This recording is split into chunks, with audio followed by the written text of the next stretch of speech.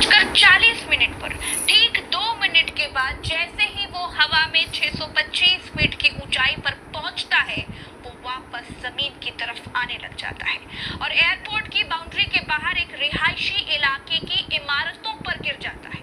तेज आग का गुबार उठता है। उसके बाद इलाके को काला धुआं घेर लेता है। ये प्लेन एयर इंडिया का था दोस्तों। इस प्लेन में 242 लोग सवार थे। ये सब अहमदाबाद से लंदन जा रहे थे। एयर इंडिया का ये प्लेन खच्चाड़ा था और ये कितना कूड़ा था, इसके बारे में आज ही एक पैसेंजर आकाश वत्स ने बताया है। आकाश वत्स ने इसी प्लेन से दिल्ली से अहमदाबाद की यात्रा की थी। अहमदाबाद से ही ये प्लेन लंदन के लिए उड़ा था, तो उन्होंने इस प्लेन को लेकर क्या कुछ कहा और क्या कुछ सवाल उठाए, सुनना बेहद जरूरी है। सुनिए।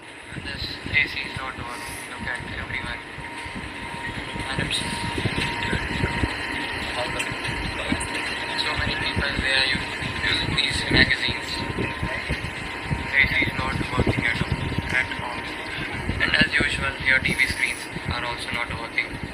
Neither this button for calling the cabin crew. Nothing is working. दोस्तों, प्लेन क्रैश होने से ठीक पहले की ये प्लेन के भीतर की तस्वीर है। देखिए दोस्तों, जिस प्लेन का एसी तक काम नहीं कर रहा था, जिस प्लेन की लाइट पैसेंजर के जलाने से जल ही नहीं रही थी, वो प्लेन कितना खटारा होगा, इसका अंदाजा तो आप लगा सकते हैं। जिस प्लेन के एसी का रखरखाव तक नहीं था, उस प्लेन के इंजन का कितना ध्यान रखा जाता होगा, ये सोचने वाली बात है। ये तस्वीर देखिए। इस तस्वीर में दिखाई दे रहा है एक परिवार जो कि राजस्थान के बांसवाड़ा का है। सबकी विमान हादसे में मौत हो गई। डॉक्टर गोनी व्यास पैसिफिक हॉस्पिटल से इस्तीफा देकर अपने पति प्रदीप जोशी के साथ लंदन में शिफ्ट होने वाली थी।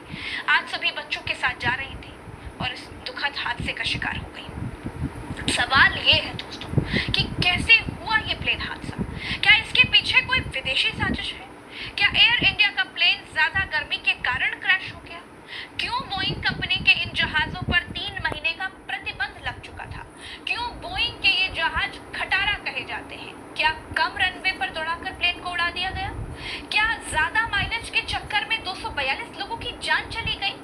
क्या एयरपोर्ट के बगल में मौजूद साबरमती नदी में प्लेन को गिराकर यात्रियों की जान बचाई जा सकती थी? एक एक बात बताऊंगी दोस्तों, सारी कहानी आपको समझाऊंगी। नमस्कार, मेरा नाम प्रज्ञा मिश्रा है और आप देख रहे हैं प्रज्ञा का पन्ना। दोस्तों, एयर इंडिया का जो प्लेन क्रैश हुआ वो बोइंग कंपनी का था। बोइंग अमेरिकी कंपनी है। इस प्लेन क्रैश में गुजरात के पूर्व मुख्यमंत्री विजय रूपाणी भी नहीं रहे, वो भी इस हादसे में मारे गए। कोई जिंदा बचा है? फिलहाल मेरे वीडियो करने तक तो ऐसी कोई खबर नहीं आई। एयरपोर्ट बाउंड्री के बाहर जिस इमारत पर एयर इंडिया का प्लेन गिरा, उसमें आधा प्लेन इमारत के इस ओर फंस गया और आधा दूसरी ओर, आधा नीचे जमीन पर गिर गया। प्लेन के टायर इमारत में फंसे रह गए, कुछ टायर जमीन पर बिखरे हुए मिले।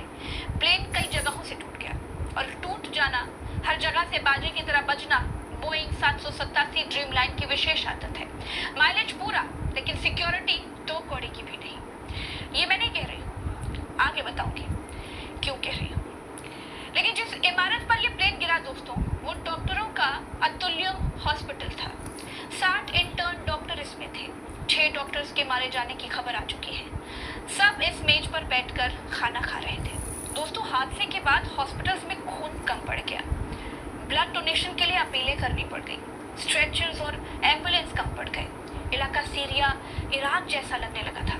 बिल्डिंग्स काली काली दिखाई देने लग गई। जमीन पर खड़ी कारें जलने लगी थी। लेकिन अब भी दोस्तों, सवाल वही है कि आखिर क्या इस हादसे को टाला जा सकता था?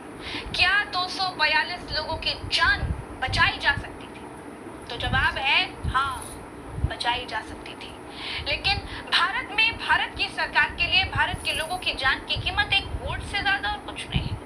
सोचिए, गाड़ी विदेश में चलती है, पूरी सेफ्टी फीचर्स के बिना वो चल ही नहीं सकती। एक 4 पहिया गाड़ी भारत में चलती है, उसमें कम पैसे खर्च करने वालों को 2 एयरबैग मिल जाते हैं। उससे ज्यादा खर्च करने वालों को 4 एयरबैग मिल जाते हैं। उससे ज्यादा पैसे खर्च करने वालों को कार में 6 एयरबैग मिल जाते हैं। यहाँ की सरकार की नजर में लोगों की जान की कीमत पैसे के हिसाब से तय होती है, जबकि विदेशों में कंपनियों के सेफ्टी फीचर्स हर गाड़ी में बराबर होते हैं, चाहे कोई रामू खरीदे या फिर कोई सेठ जी खरीदे।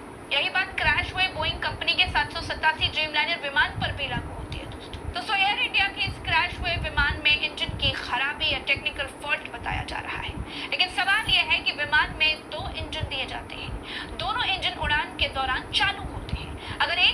कोई खराबी आ जाती है तो दूसरा इंजन इतना केपेबल होता है कि जहाज को वो सही सलामत पास के किसी एयरपोर्ट तक पहुंचा पाए। लेकिन बोइंग का ये ड्रीम लाइनर विमान उड़ते ही गिर गया। दैनिक जागरण के मिड डे अखबार में आज एक एड छपा था जिसमें एयर इंडिया का विमान बिल्डिंग फाड़कर बाहर निकलता हुआ दिखाई दिया। ये इत्तेफाक था या उसी तरह की घटना? खैर दोस्तों, अब मैं आपको बताऊंगी कि कैसे बोइंग के यह खटारा विमान मौत के सौदागर बनकर आसमान में उड़ रहे हैं।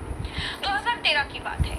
दो नए ड्रीम लाइनर 787 विमान जापान की 2 एयरलाइन कंपनियों के बेड़े में शामिल किए गए थे। इनमें लगे बैटरी में आग लग गई। आग लगने के चलते उसकी इमरजेंसी लैंडिंग करवानी पड़ी।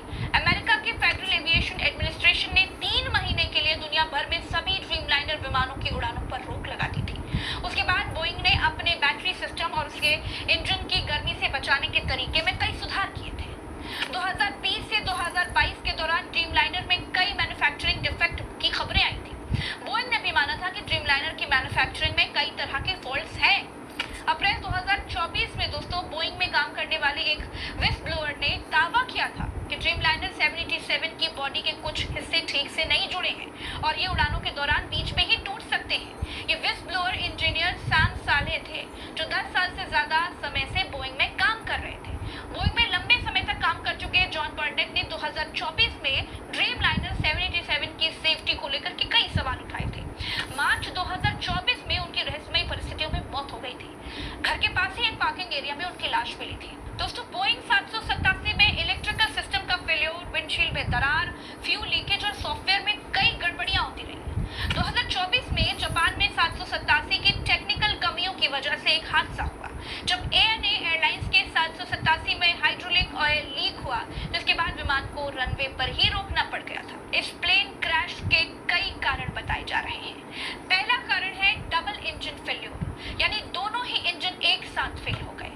दूसरा है स्टॉल हो जाना, मतलब जब विमान की नोज यानी आगे निकली हुई जो एक चोंच होती है वो बहुत ज्यादा ऊपर की ओर हो जाती है तो विंग्स पर हवा का प्रवाह सही तरीके से नहीं हो पाता है। इससे लिफ्ट यानी विमान को ऊपर उठाने वाली ताकत जो है वो कम हो जाती है। अगर लिफ्ट विमान के वजन से कम हो जाए तो विमान नीचे गिरने लग जाता है, भले ही नोज ऊपर हो। इसे स्टॉल कहा जाता है। दोस्तों, नोज ऊपर होने का मतलब है कि पायलट विमान को ऊपर ले जाने की कोशिश कर रहा था, लेकिन अगर गति कम है या फिर विंग्स लिफ्ट नहीं बना पा रहे हैं तो विमान ऊपर जाने की बजाय नीचे गिर सकता है। स्टॉल होने पर विमान अनियंत्रित हो सकता है, जिससे वो बगल में झुक सकता है या फिर बहुत तेजी से नीचे आकर गिर सकता है। पायलट ने अंत तक कोशिश की प्लेन को बचाने के लिए, लेकिन बचा नहीं पाई।